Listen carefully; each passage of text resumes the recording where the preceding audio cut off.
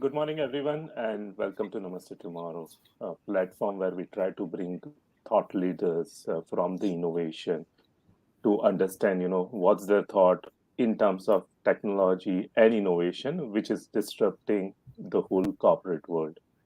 Friends, FMCG is the fourth largest sector contributing to the Indian economy. It is one of the sector where innovation plays a key role with a clear focus on customer preferences, experiences, and loyalty. Many corporates have achieved customer loyalty with respect to their products. However, the new age startups with their innovative products and ideas are invading in their territory, with multiple new brands fighting between themselves as well as with the established brands to capture customer preference. This space is becoming very interesting as of now and should going forward.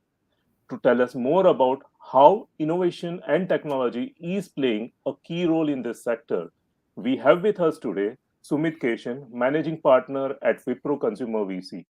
With his experience of more than 3 decades in the FMCG sector, Sumit has gained extensive exposure and witnessed firsthand dynamic pace at which technology is advancing in the FMCG D2C market. Welcome, Sumit, on Namaste Tomorrow, and we look forward to listen to your experience. Thanks, Utpal, for your kind introduction. Yeah, looking forward to this chat too. And the topic is relevant and interesting. So, yeah, look forward. Absolutely. So, Sumit, let me just start with first question.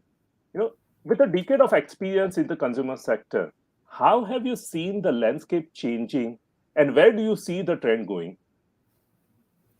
Uh, if uh, if you are referring to the D2C initiatives that are being taken, let's say in the India context, in the I would say BPC space, the trend hasn't been it's not been very old in the sense that the real trends have started in the last 5 6 years. Um, the startups as a whole were getting funded more on the technology front. So there were more tech VCs and tech startups which were really predominant in the, let's say, 2010, 2012, 15 kind of time frame. Post that, investors and the ecosystem has realized that brands can play a big role in the startup ecosystem, as well as there is strong value that can get created uh, in the BPC brands, in the consumer brands space. um, we have seen a lot of success stories. It has come through disruption. Large corporates, including us, have a certain way of thinking in terms of creating brands, building them, nurturing them, growing them. And what essentially, in my view, the entrepreneur mindset in the country saw is that, look, we can now, with the use of technology, try to get consumers at a lower cost. Earlier, it was more like you spread across a larger population and try to get your make yourself heard in the consumer base. But now, with different kind of targeted effort, you can achieve this kind of, I would say, sustainable consumer addressal, which was earlier not possible. That has made the tilt, and people have taken good advantage of it. Very brilliantly, new brands have emerged. Initially, there were circumspect thinking in the industry that really can these companies really make a mark for themselves. And but what we have seen is that a lot of work has been done, and very strong brands have emerged in the last 5 to 6 years. That is the testimony of what the consumer brands have done and the startups have done in the India space. This continues to evolve, Utpal, if you ask me. And every 6 months, 12 months, you would see newer thinking, newer innovation coming. And the potential to do more is clearly there. Right, right. So, Sumit, you have been looking and you have been managing the whole partnership with startups at Wipro Consumer. When looking at and partnering with D2C startups, which are the criteria that you normally focus on? If you can share some light on that.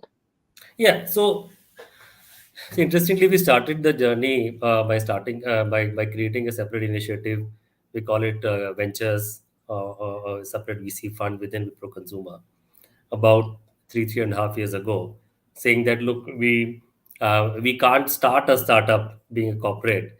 The DNA is very very different. The rhythm is very different. We recognize that, and we said, look, we still should be part of it. We should know what's happening. We can support them based on our expertise, which is different in certain way, at the same time complementary, because you're in the same space. I think the journey has been interesting and successful, to some extent, in the sense that we could invest in companies, I would say a variety of companies. The criteria for I mean, I would say on a broader level, the criteria has been and continues to be is looking at the space at which the startup is looking at.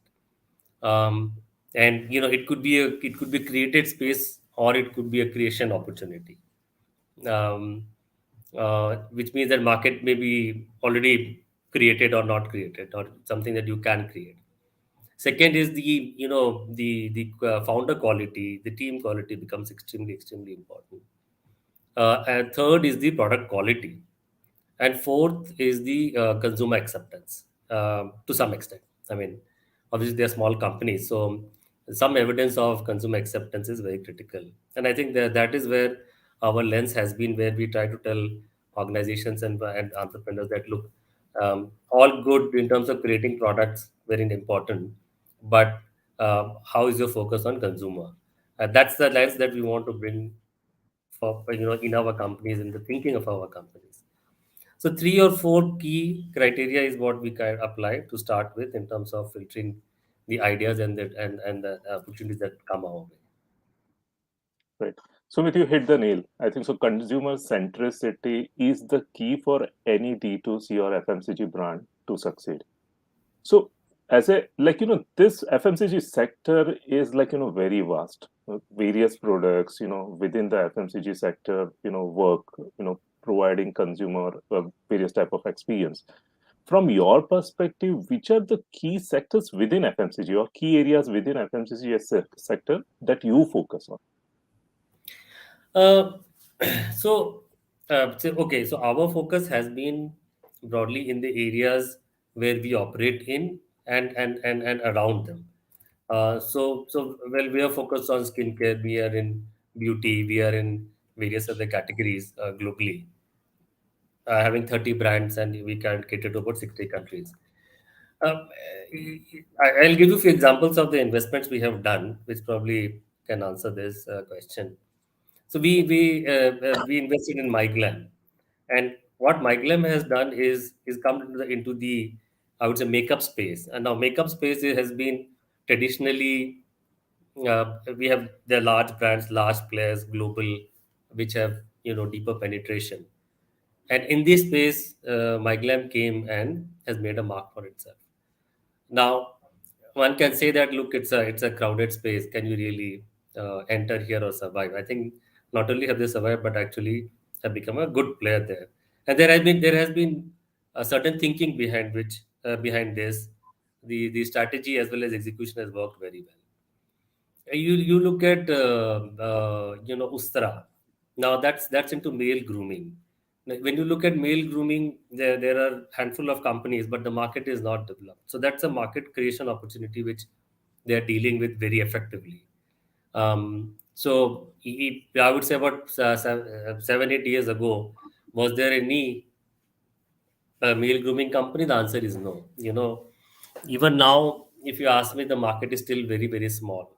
You look at 100 men and ask them, do they really buy from any of these companies? Probably the answer will be very negligible. So that's an opportunity, and that's a creation opportunity that they're working on, which is hard. Similar market creation opportunity or initiative has been taken by Power Gummies. When you look at the gummy segment in India, while nutraceutical has been there and it's growing, but gummies as a segment hasn't really is not a market which is there. I mean, you have very handful of customers, consumers there right now. In that segment, again, when we look at globally, the global trends tell you that this is something that is an upcoming thing in India, and it should certainly happen. I personally believe in it. So that's something that they're doing, and they're doing it quite well. I mean, their products are such that in Indian conditions, they can they offer in um, non-pillow pack. The product quality is very good. They're coming out with more products. So that's something that they're doing, and it's hard. But actually, they have taken this up and said, "Look, we want to play a good role." They're growing. You look at the Ayurveda company. In Ayurveda, there are few premium players, and they have come up in the popular pricing segment. Again, that's something. It's like a white space. So it's what we realize is that while the industry has been there for a while, there are quite a few white spaces when you really look from the consumer lens. We even in health, I would say wellness, health, food. What we realize is that there are lots of places where there are lack of offerings. For example, simply in food, in terms of protein, in terms of guilt-free eating, there isn't too much still there. So I would say there's a lot of opportunities, a lot of white spaces that exist for our existing portfolio as well as for people who really want to jump into the bandwagon. Right, right. I think so. But thanks. It's really interesting to understand, where you have invested and where your focus is. A related question, D2C, brands take time to, establish themselves. So, do you invest in such kind of a brand, such kind of startup at an early stage, or you basically look at, them to grow, you know, basically establish themselves and then look at partnering with them? Um, so we see when as our investment thesis is such that we look at companies which have certain areas which is established in terms of the I would say the product segment. There is some kind of consumer acceptance, some kind of revenue which has already kicked in. Very early stage we don't get in because we don't think we can add value there. So we like to call ourselves VC plus, in the sense that in addition to capital, there is some kind of, as I said, industry knowledge or expertise that we can share with our companies, which can help them grow and scale. Of course, we are not going to run it for them or interfere with them in any way. That's not what we want to do. But at the same time, if the company is slightly scaled, I think we are better equipped to help them or add value to them. And hence, we are not at early stage. We are slightly at, I would say, where companies have some kind of revenue of, let's say, couple of crores a month. To broadly put it that way. Right. Right. So a related question again, when it comes to partnering or when it's a question of, looking at a D2C space, do you look at the synergies with your existing business, or you still go out and try and see, if a D2C startup is able to create a new category? While you have mentioned about, how you have looked at it and how you have basically looked at men's grooming category or to that extent power gummies, what's your thesis? You would still like to see the synergies, or you can actually, look at partnering or creating a new category? So we are open to looking at slightly newer categories. To give an example, we recently invested in this company called Gynoveda. Now, Gynoveda is into women's health. They look at addressing the health needs of women in terms of, let's say, fertility, in terms of menopause issues, or period related issues, which are variety of them.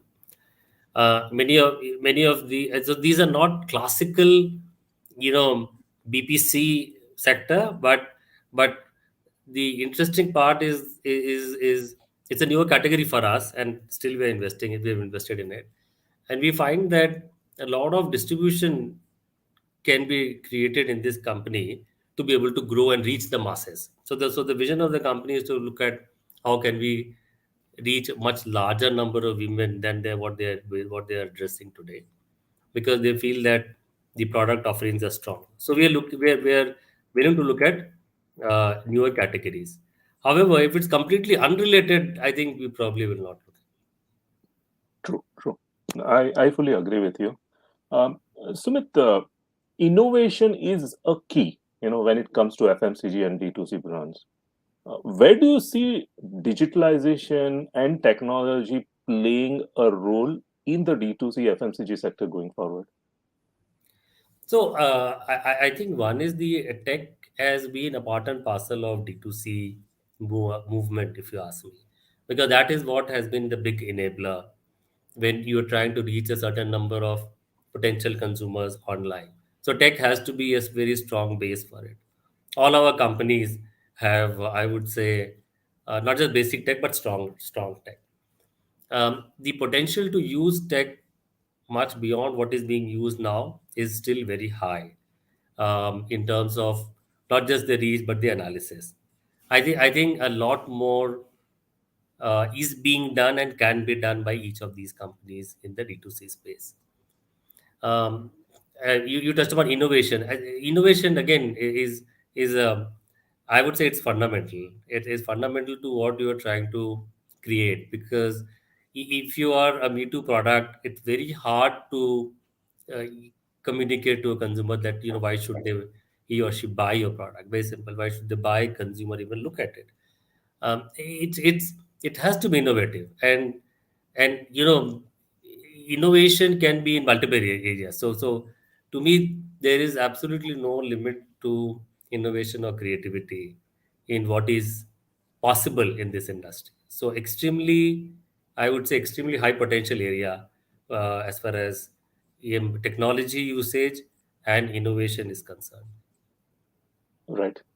So my next question is around, the entire marketplace because D2C requires a good marketplace when it comes to, reach out to customers.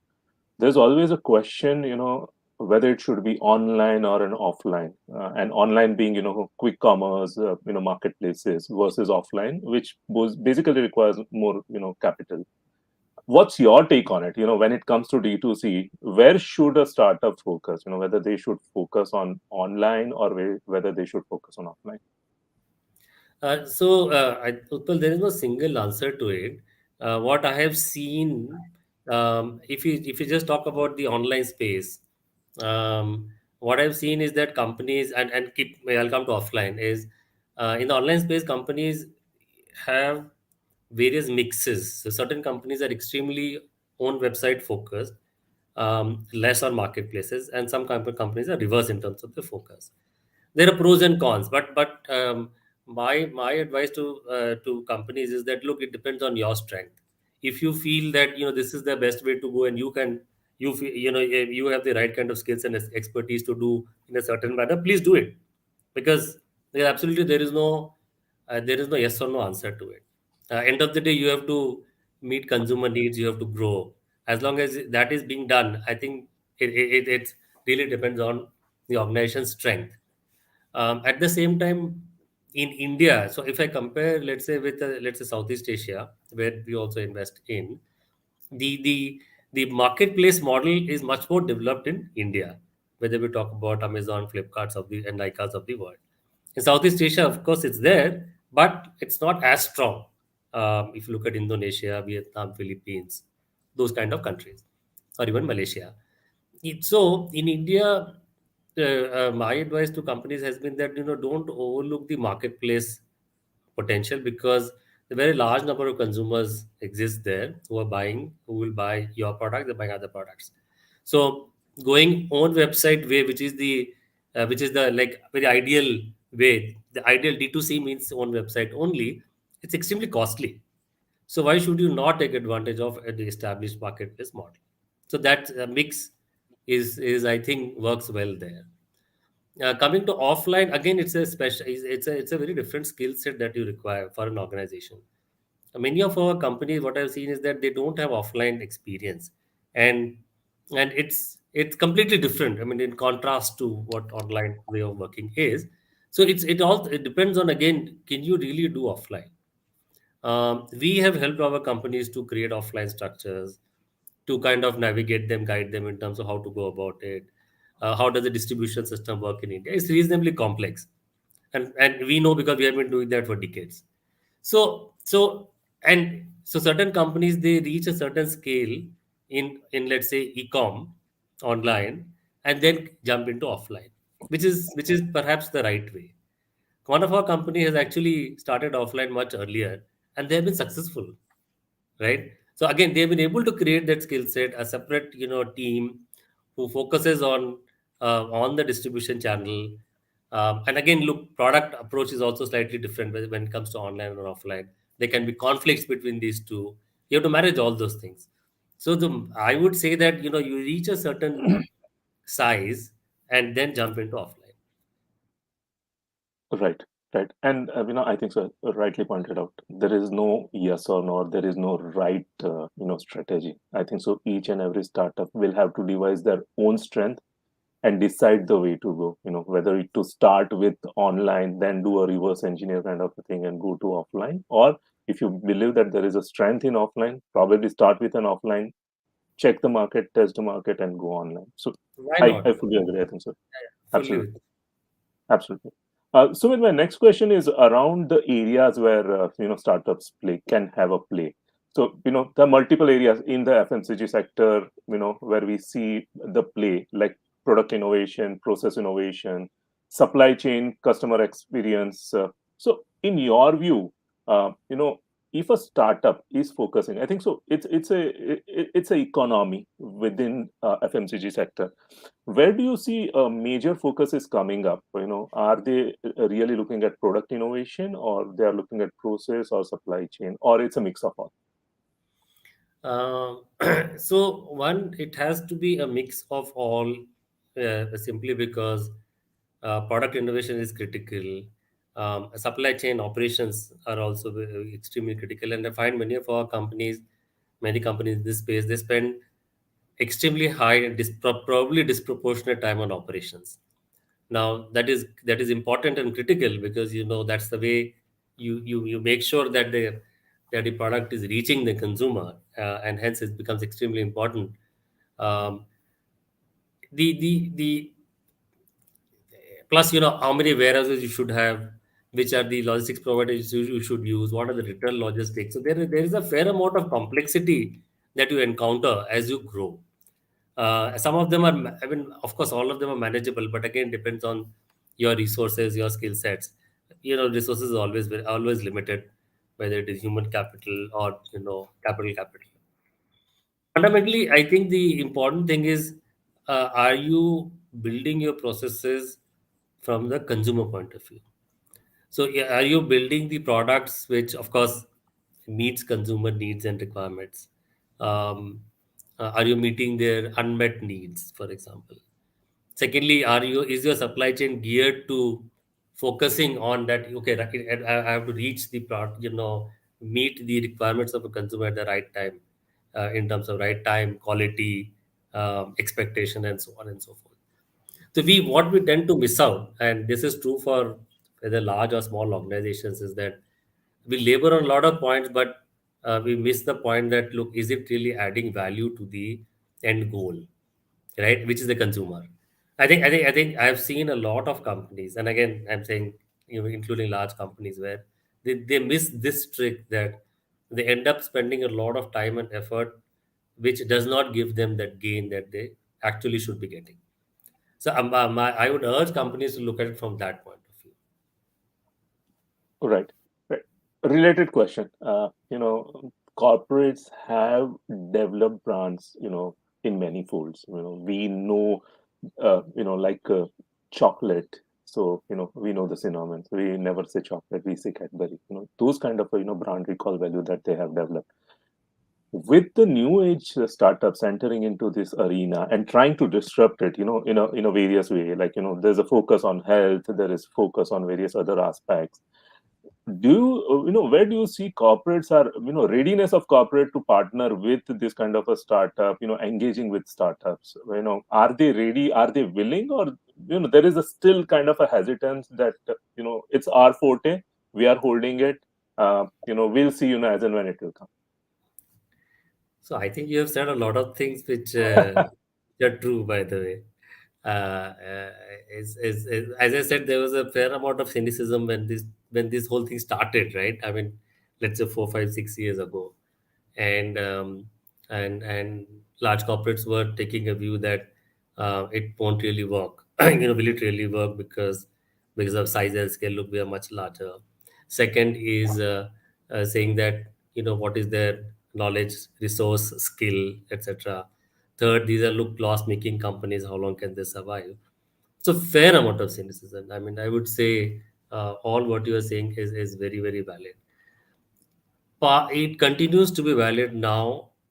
I would say the acceptance has gone up very significantly, especially in the last 2 years. I see companies really accepting it, acknowledging it, and you will see a lot of investments and deals being done by many of these companies, which were not happening. You take 3 years back or 4 years back, this was not even acknowledged. Now the acknowledgement has come. Um, is the cynicism there? I think it is still there. Is the hesitancy there? I think it is still there, but it's moved a lot. Let me myself not sound cynical because I do the investment, so I can't be on that side. Um, but I think the change has happened, the acknowledgement is happening, and the investments are happening, which is a testimony of fact that the whole acknowledgement and acceptance is there. So that change has happened. Let me put it that way. Um, um, are we going to see more change? Certainly, in the next 2 years, next 2 years you will see the there'll be a lot of meshing of large and small corporates. So it's just a matter of time, and I'm predicting 2 years. Right, right. So, Sumit, we are listening to a lot about the funding winter. We are seeing it's going to be the year where we'll see a uh, lot of things which is happening. There will be M&A which is happening. We'll see a lot of startups, going down, extended round of funding and all those stuff. From your perspective and within the whole D2C sector, where do you see this entire ecosystem moving, let's say, in next 3 years? Right now, we have seen period where the funding was empty. Right now, we are seeing where funding is not like gone down, but it has slowed down. How do you see this kind of a funding winter to continue, or you will see again, the startups jumping back in the years to come? 3 years is too long, Utpal. You look at last 2 years, last 3 years. I mean, things have changed dramatically. I would say 2015, 16 onwards, a lot of shifts have happened. I mean, it's pivoted in multiple ways. There were, as I said, there were only tech VCs, and then there were VCs which were sector agnostic. Okay, I will invest in the healthcare. I'll invest in pharma and consumer and so on. To where we have come now, we are specialized. We are, consumer VCs, and they see, and I also see high potential of looking at good deals, making money as VC and stuff like that.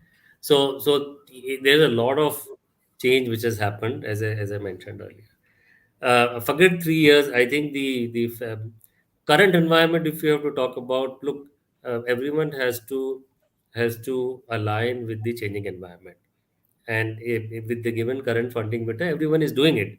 A lot of companies looking at profitability. They're looking at, uh, um, I would say, I would say, building stronger processes in multiple ways. It is has it been helpful? I would say it's helpful in certain way, because then you're building a stronger, sustainable organization. For example, governance is important for us. Processes are important for us, which we keep saying, and so at certain times when there have been, there has been, the funding boom has had been such strong that people have overlooked certain fundamentals. I think I'm not saying it is wrong or right, but our way of working has been to look at fundamentals. Build a sustainable organization, build a scalable organization, have the right kind of governance. Governance again is a journey. You don't achieve it the highest level of governance in a over in a fortnight or something. So current, I think people are aligning to the current environment.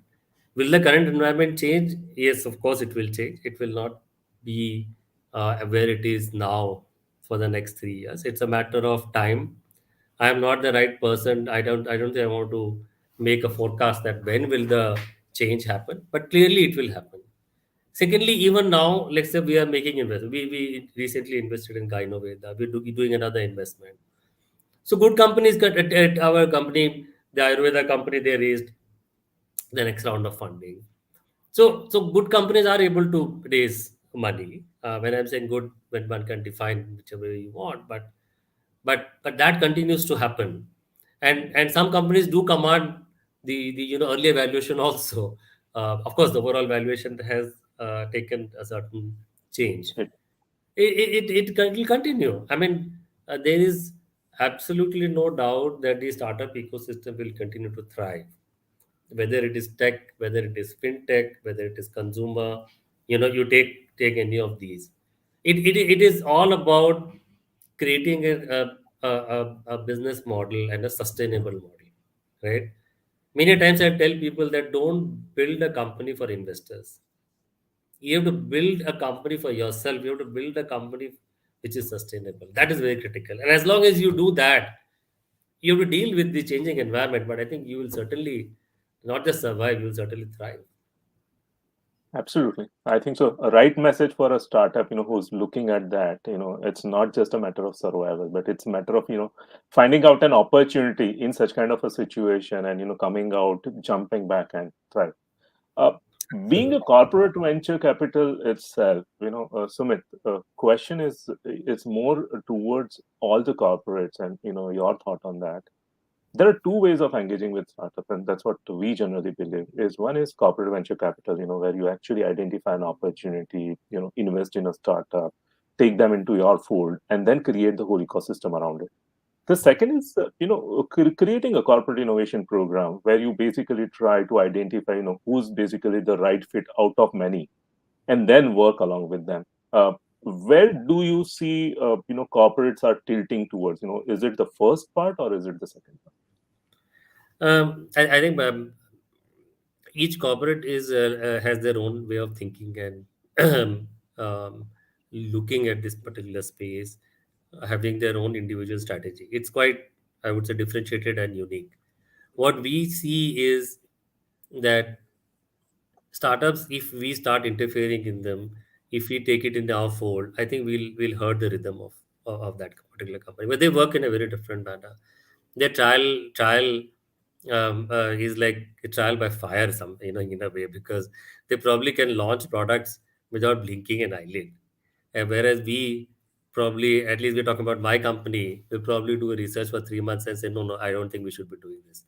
So, and then when we actually launch something, we go after a certain category. We invest a lot behind it, in terms of team, in terms of capital, research, and so on and so forth. Distribution. Whereas, companies in the startup world, D2C world, they can actually launch products, take them back very quickly. Their consumer connect is very strong. Each of our companies, they have a separate cell. uh, they call up consumers and say that, look, how are you liking our products? Sometimes they call up and say, look, you have been buying but you're not buying, is there a problem? And we have got very startling feedback. One of the feedback we got is that, look, your earlier your now which product was it, shampoo or oil, I don't remember, one of those products, either shampoo or oil. The feedback came from 100 consumers is that, look, earlier it was clear color, now it has become milky. So we are not, we find that, is there a change and we don't want to buy it. So, and nobody realized that this has happened. So quickly they went back, made those changes, and back in the market. They don't wait for, for like us. We probably look at the distributor and say, what is happening, why is the offtake less, more, blah blah blah. They don't wait for so long. It could be a matter of weeks that they're able to figure out that there's a problem, and then look what can be the solution. So we certainly believe that we probably will really hurt the rhythm of a startup. So they should run on their own, to be very honest. No, no, absolutely. And I think so customer preference or, customer loyalty, in this world, it's changing very fast. and you have to be on your toe to clearly keep interacting with, keep sensing, what's their feedback, and then work upon it. It's not just about uh, giving them the product. It's about taking their feedback and keep working towards it. I think so that's a way to succeed. I think my question is, are we doing enough on that, right? And I keep telling my own internal teams that we need to do much more on this. We probably are focused on a lot of areas, but this can probably give us much more, I would say, return on effort, which is extremely necessary. And as you said, we need to get those feedbacks and understanding much faster. I think that's very critical. It's not that 3 4 months have gone and now we realize something is wrong, and then your supply chain will take its own time to you know uh, um, I would say do all the corrections. And how can you be nimble there? So the I would say large organizations have that issue.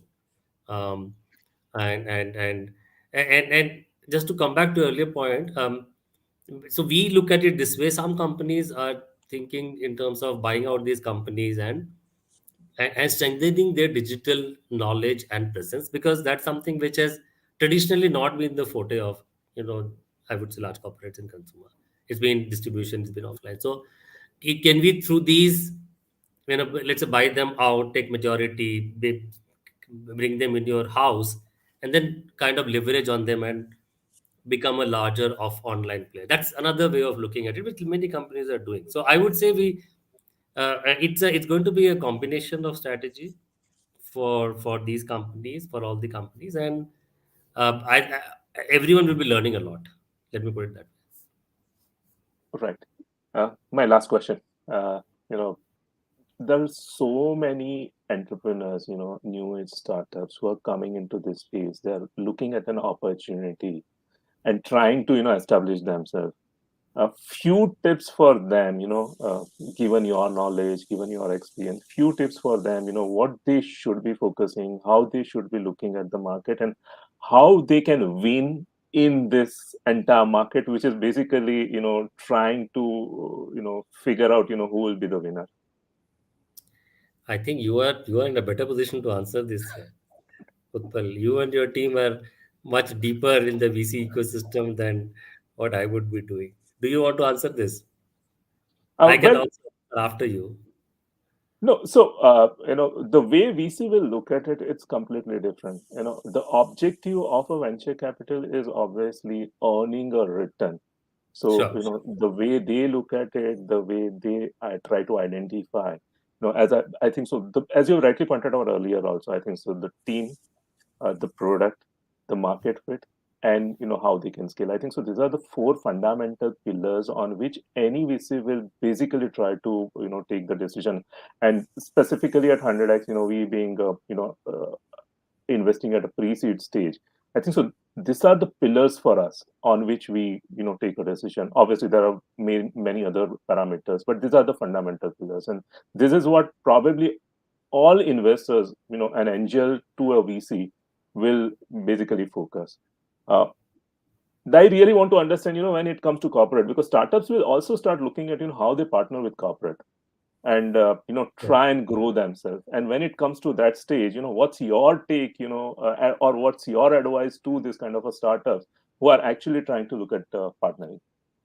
Okay, so I think you've said a lot of things which are very relevant, and if I have to supplement to that, Utpal, is would probably be look okay, few things that we also look at or in the startup or when at the evaluation stage. We also look at, is the strategy working? So there are certain things that you kind of communicate to us, saying that this is what we're trying to do and this ABCD. Is there some validation of that? Is it really working? Is it showing up in your, let's say, performance, and stuff like that. We look at product quality. Actually, we actually do test the products of each of those companies whenever we want to look at them or assess them, because for us that is very critical. Without a good product, then nothing works. So it has to be, super important. So we send it to our R&D lab in India, and we have a large R&D in Malaysia. We give them feedback, and many a times we have seen that it is not up to them. right? And people have really, taken the feedback very, I would say, happily and positively. So what I'm trying to say is that the focus of a startup needs to be clearly be on the needs of consumer. A second, it has to be a lot. Your model should be also such that how long are you burning. I think that is also very important for a corporate. Um, um, and I'm sure it's important for everyone. It's just that we are a little more focused on what is the extent of burn and how long will you be burning, because capital is always scarce, right? At some point in time, it has to be self-sufficient. Today, of course, you're investing, one can understand, but that's a stronger weightage we kind of put on that particular parameter, as compared to probably you would be putting. Third is, a steady growth is very critical. It need not be superlative growth all the time. Of course, we love a company of that nature, but a steady growth is much better than just having a yo-yo. Fourth is systems, processes, and governance also are very critical to us. And this does not mean that you have a strong board, you have so many things, blah blah blah. No, just having the basic governance, systems, processes is extremely critical. Very simple thing we realize is that companies, they get caught up in working capital. In terms of working capital management, suddenly so much of capital, you meet them after 3 4 months, you realize that there's so much of money has gone into working capital. And why? There's no good answer. No, this is what we have done. Okay, it's a mistake. Now, those are the things which will hurt you in the short term and medium term. So why our emphasis on system and processes simply because to make the organization sustainable. For you to for you enable yourself to meet your own vision. So these are some of the additional aspects in addition to what you said we probably be focused on, which I would probably advise the startups and the founders to look at. No, this is very critical. I think so. Each and every startup who will be basically looking at it, or they're listening right now, or they may listen it at a later stage. These are the key messages, for them to sustain and grow. I think key parameters, key foundations that you have laid down, where a corporate will look at, partnering with startups. I think it was very interesting session, Sumit. Thank you very much for sharing your experience, your vision as to how this ecosystem, in the FMCG sector is growing and will continue to grow. Thank you very much for your time, and we look forward to your presence again at a future date. We'll try to gauge Absolutely. more from your experience. No, absolutely. Well, thanks very much for this opportunity. Lovely, lovely talking. And these are such topics that we can go on for hours. So close to our hearts in some way or the other. But thanks very much to you and the team. Absolutely. Thank you, Kesh. Sorry. Thank you, Sumit, and thank you everyone for attending this wonderful session. We look forward to your presence in future sessions as well. Have a great weekend. Have a great weekend, Sumit, to you as well. Thanks, everyone. Thank you.